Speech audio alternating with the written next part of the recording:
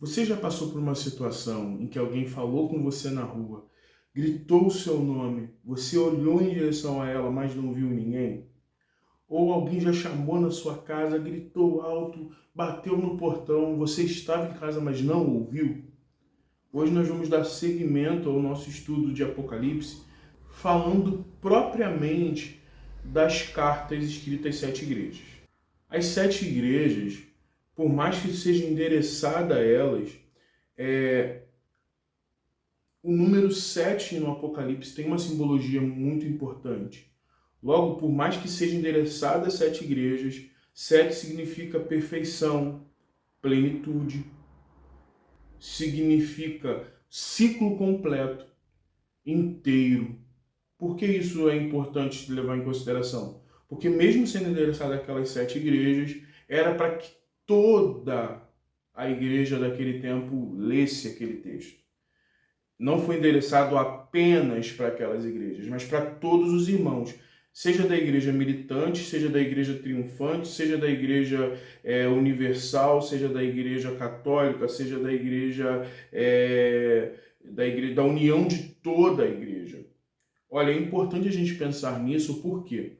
Porque quando a gente entende essa simbologia, a gente percebe que nunca foi exclusivo às sete igrejas, mas sim atende a nossa geração, atinge a nossa igreja local.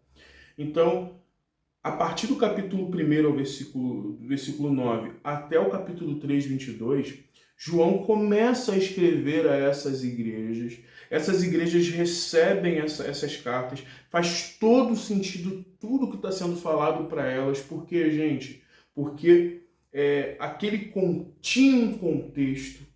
Todas as igrejas elas eram impactadas, né, por aquele contexto histórico. A gente está falando de igrejas localizadas em grandes centros.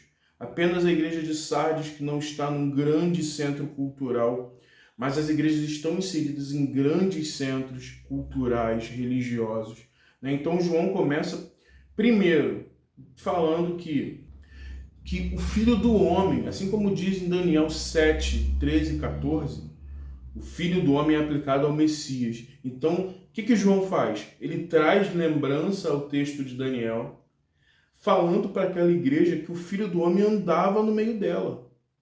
Se o Filho do Homem anda no meio dela, e ele se apresentou como Alfa e o Ômega, o primeiro e o último, né? São nomenclaturas que Jesus aplica a si, aquele que esteve morto, mas voltou a viver. Ou seja, ele tem poder sobre o tempo, ele tem poder sobre a morte, ele é Deus. Jesus aqui ele se apresenta como sendo Deus, ele tem atributos que só Deus pode ter, então ele é Deus. Assim, Deus encarnado se faz presente no meio dos sete candelabros. Os sete candelabros simbolizam as sete igrejas. Então Jesus está, João, naquele meio bem complicado de perseguição, seja perseguição física ou ideológica, João apresenta Jesus Cristo como sendo defendedor da igreja, aquele que luta pela igreja, aquele que está com a igreja, ele não saiu do meio da igreja. Então a primeira mensagem que João passa para essa igreja é: o Todo-Poderoso está andando no meio de vocês. Isso é bom, mas isso também leva a uma reflexão. Será que vocês estão ouvindo? Será que vocês estão vendo? Será que vocês estão percebendo essa ação? Ou vocês estão tão inseridos no contexto social que esquecem disso? Não é esquecido o contexto dessas igrejas, mas também João quer fazer com que elas lembrem desse propósito importante, né? Então, no primeiro capítulo, no versículo 9 até o versículo 20 do primeiro capítulo, João faz uma apresentação da perfeição e da plenitude daquele que era, que é e sempre será. Aí ele entra no capítulo 2, falando para as sete igrejas, os sete candelabros e as sete estrelas, que são os sete pastores dessas igrejas. A simbologia aí é muito importante, porque à mão direita do Filho do Homem, desse ser poderoso que foi apresentado, estão os 7 candelabros. Então, esses 7 pastores, eles só são pastores porque eles estão seguros na mão daquele que é o dono da igreja. Os 7 anjos, o anjo em grego, ou ângelos, ele simboliza mensageiro. Aqui a gente pode entender como os mensageiros dessas igrejas ou como anjos. A melhor aplicação, a melhor tradução é mensageiro, né? Então, desses 7 mensageiros, eles recebem 7 mensagens diferentes. Porém, existem igrejas que são elogiadas e censuradas, igrejas que são enaltecidas nos seus elogios, e uma igreja em específico que foi muito reprovada. A gente começa com a ideia de que Éfeso, Pérgamo, Tiatira e Sardes tiveram elogios, mas Jesus muda esses elogios porque ele começa a chamar a atenção dessas igrejas. A gente vê também Jesus enaltecendo a postura de Filadélfia e de Esmirna, assim como nós vemos Jesus reprovando totalmente a igreja de Laodiceia. Então, qual é a importância disso? É que essas cartas elas levam em consideração o que aquele que anda no meio da igreja ele vê. Né? A gente pode começar falando de Éfeso, que era um grande centro cultural, religioso e comercial. Mas por que Éfeso era uma cidade assim? A carta de Éfeso, a igreja de Éfeso já começa com ele dizendo poxa, sei do seu trabalho, sei que você continua firme na doutrina, sei que você tem sofrido, sei que o seu trabalho tem sido árduo e você continua. Ou seja, o problema de Éfeso não era doutrinário. Éfeso não tinha desvio doutrinário. Éfeso continuava boa em teologia, Éfeso continuava constante na doutrina dos apóstolos. Isso foi lembrado. Tanto é que Jesus ele lembra disso de Éfeso, ele exorta Éfeso, mas ele volta a elogiar isso em Éfeso, porque ele fala, poxa, eu sei do seu trabalho, sei que você está sendo perseguido por amor de mim, sei tudo isso, sei que você não está suportando os maus. Então Jesus leva isso em consideração. Éfeso estava localizada num grande centro. Gente, Éfeso tinha uma das 7 maravilhas do mundo antigo, que era o templo à deusa Ártemis, ou Diana. Então, por ser uma cidade que recebia gente de todos os lugares, porque Éfeso era uma cidade portuária, e como naquele tempo não tinha um WhatsApp, Jesus não falava, fala, beleza, ô Pedro, como que tu tá? No Zap. Toda a comunicação era feita ou por terra, por cavalos, ou os mensageiros que iam andando de cidade em cidade, demorava muito, ou no mar, também demorava muito, porque era de navio. Porém, eram as facilidades daquele tempo. Quem tinha porto, a cidade portuária era uma cidade cheia de turistas e cheia de gente de todos os lugares do mundo. Então, Éfeso tinha uma pluralidade de pessoas, de informações, de religiões, até o fato de ter um templo de Ártemis e também ter um templo ao imperador Domiciano, gente. Eram 2 templos importantes. A igreja se levantou contra essa doutrina e isso gerou perseguição. Então, a gente vê que Éfeso continuava firme na doutrina. Porém, no versículo de número 4, Jesus diz, tenho, porém, contra ti que vocês abandonaram o primeiro amor. Aquele amor que foi enaltecido por Paulo na carta aos Efésios. Paulo já dizia sobre isso. Uma igreja vibrante, que amava, que doutrinava. Mas Jesus volta, olha, mas eu sei que vocês estão suportando aí os nicolaítas. Você odeia as obras deles como eu também. Os nicolaítas, gente, eram um clã, era uma vertente religiosa que estimulava a imoralidade sexual e as práticas abomináveis a Deus. Eles, possivelmente, eles seguiram de um antigo bispo chamado Nicolau, que se desvirtuou para o âmbito dessa imoralidade sexual, de comer comida oferecida a ídolos. Então, Éfeso resistiu a isso. E assim como Jesus admoesta ela, volta dizendo sobre uma virtude da igreja, ele diz no versículo 7, todo aquele que tem ouvidos, ouça. A todos os que forem vitoriosos eu darei o direito de comer do fruto da árvore da vida que está no paraíso de Deus.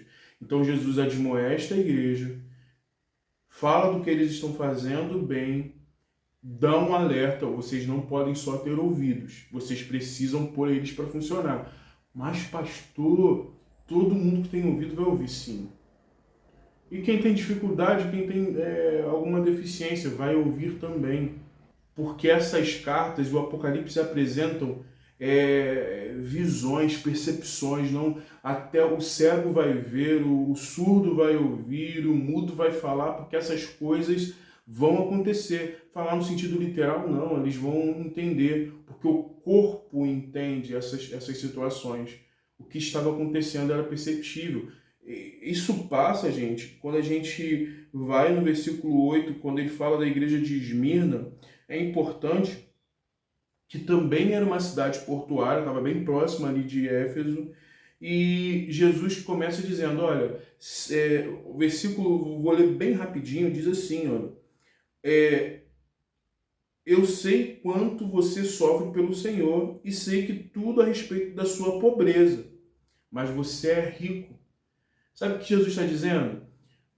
O pobreza aqui, gente, é de um grego potia, que significa pobreza, similar a de mendigo.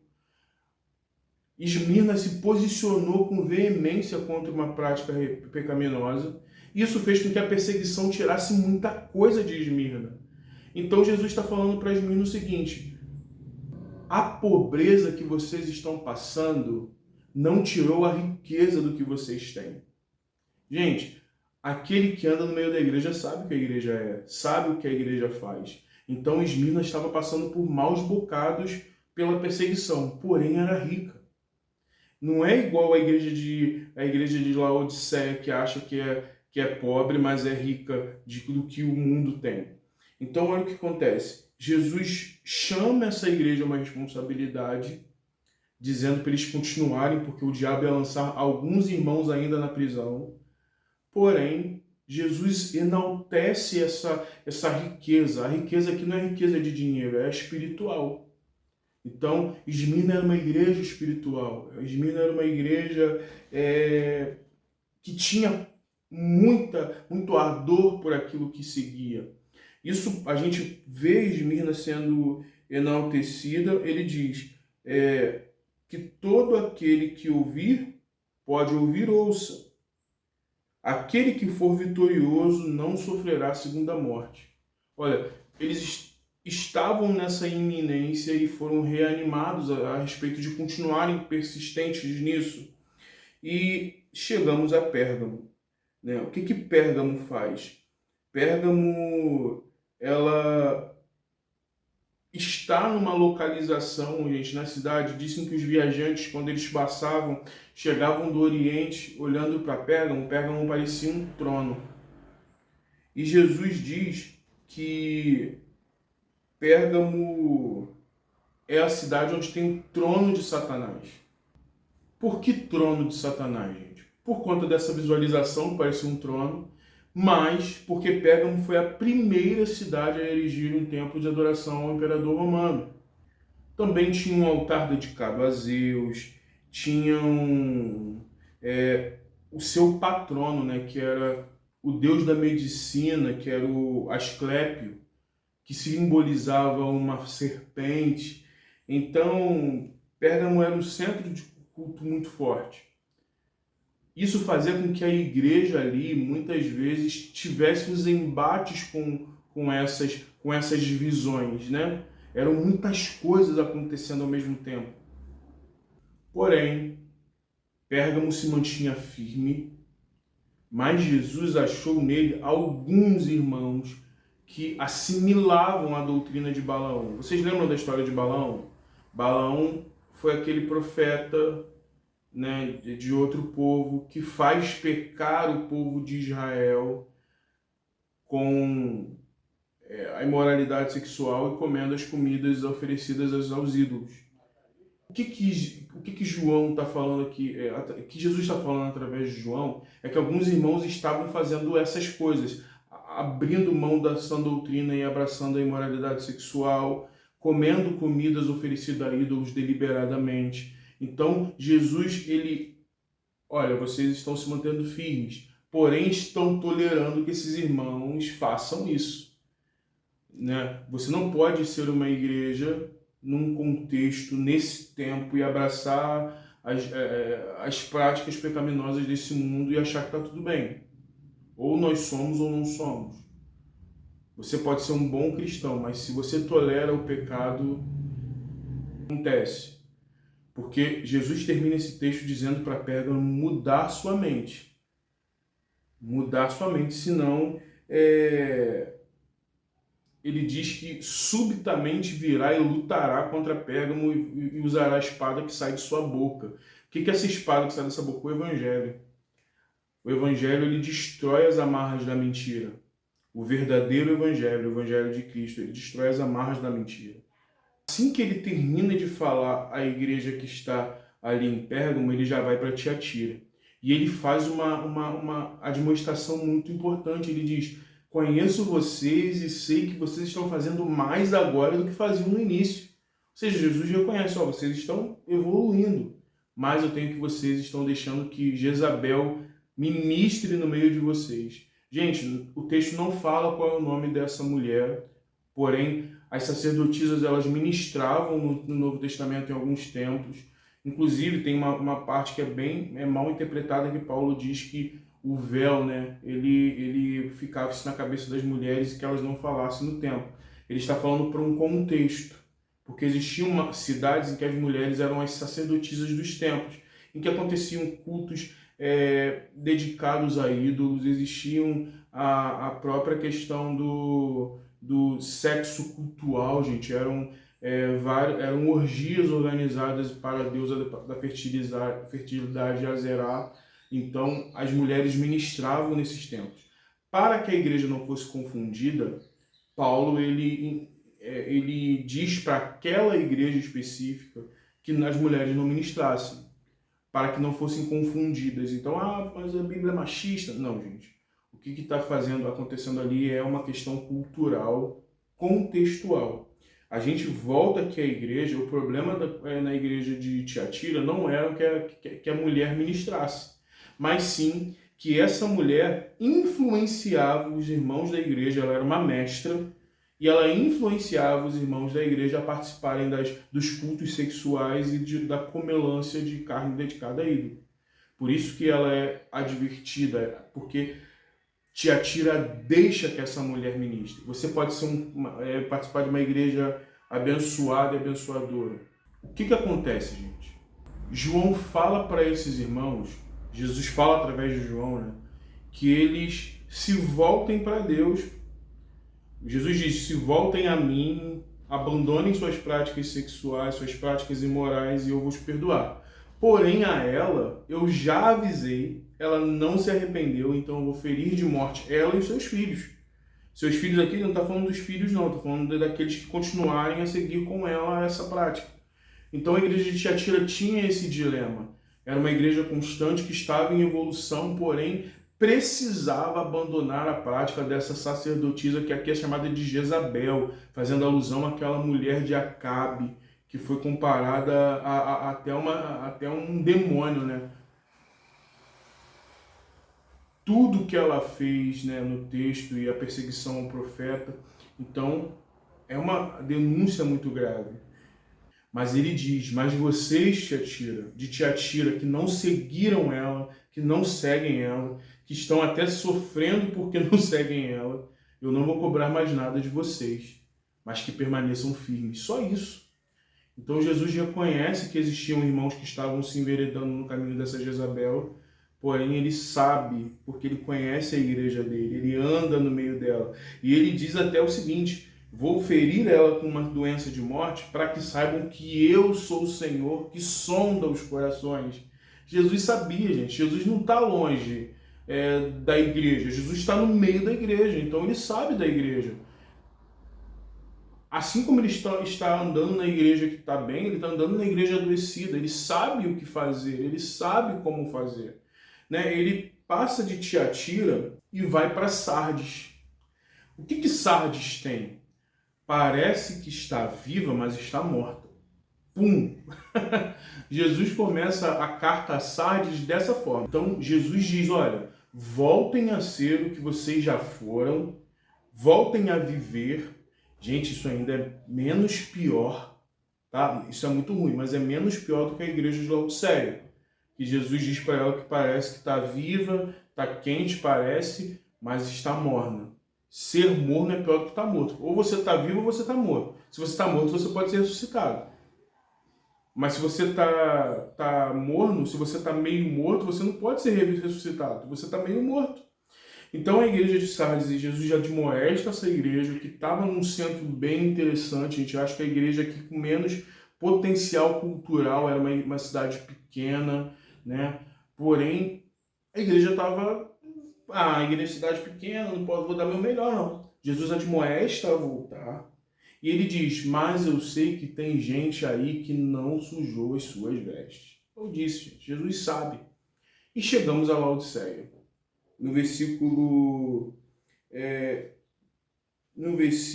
de número... Chegamos a Filadélfia, né, gente? O que acontece em Filadélfia? Filadélfia era uma igreja que estava sendo perseguida de inúmeras formas.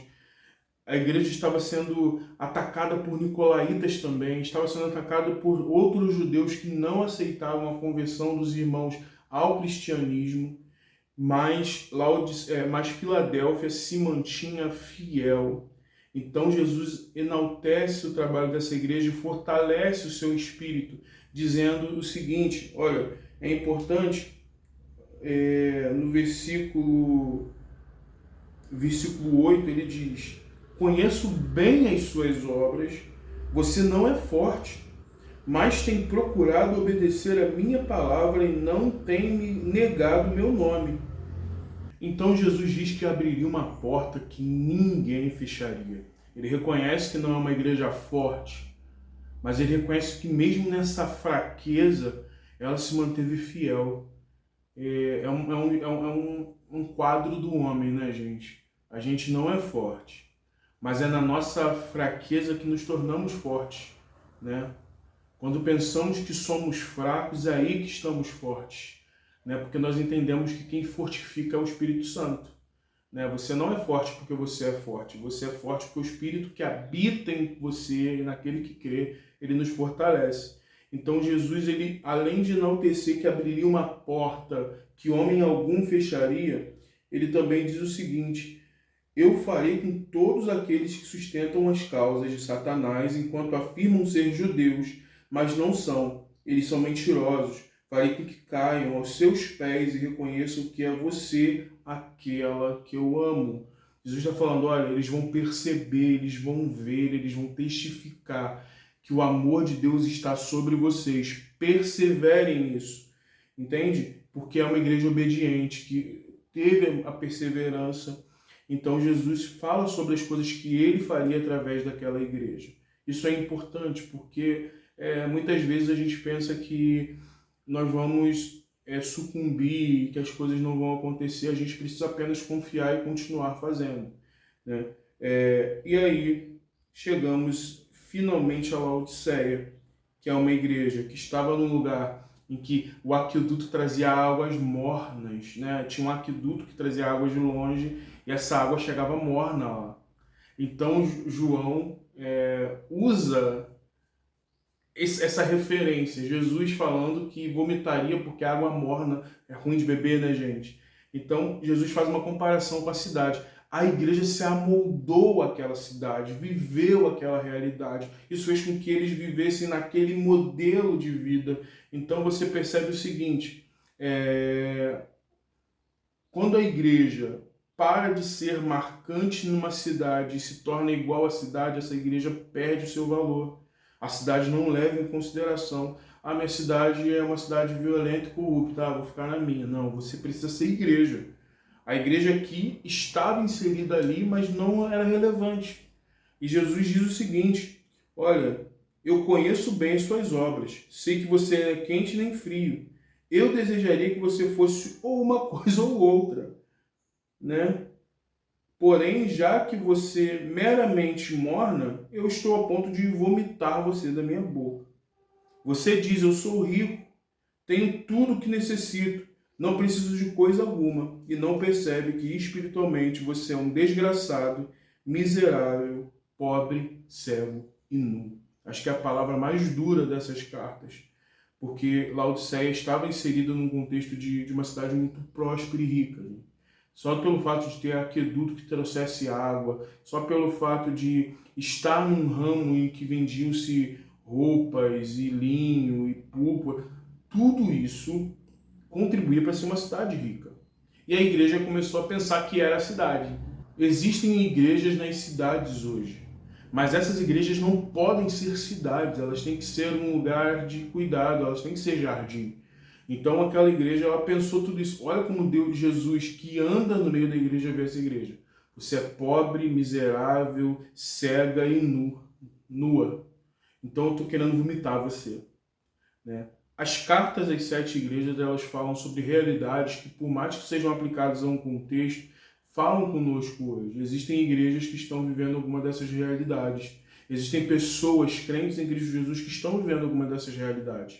Mas a todas essas igrejas, inclusive a de Laodiceia, ele diz o seguinte: eu estou batendo, permanecendo batendo a porta. Se alguém ouvir a minha voz e abrir a porta, eu entrarei e farei companhia a ele e ele a mim. E permitirei que cada um que vencer se sente ao meu lado, no meu trono. É uma fala à igreja de Laodiceia, mas à igreja, a todas as igrejas. Jesus só fecha a porta nessas cartas para Jezabel, que ele falou uma vez e ela não ouviu. Mas de resto, ele quer que todo homem se salve. Porque, independente da situação, mas tem como um morno voltar a ficar quente? Tem. Ele pode esfriar eternamente, mas ele pode se esquentar novamente. Então, que nesse estudo a gente compreenda, que a gente compreenda que a nossa realidade, a nossa vida, ela está na mão de um Deus que conhece os nossos corações. Nós não podemos enganá-lo, mas nós não podemos fingir que ele não está falando. Termina esse estudo dizendo: siga essa página, dá um curtir aí no YouTube, ativa o sininho, compartilha com seus amigos, compartilha no seu grupo de jovens, com seu pastor, com seu líder e torne conhecido. Você pode me seguir no canal, lá no Instagram, né, no Sou de Urbanas, @SouDeUrbanas, lá tem conteúdo novo todo dia e você vai ajudar muito para que essa mensagem chegue a mais pessoas. Eu termino dizendo: quem tem ouvidos, ouça o que o Espírito diz às igrejas.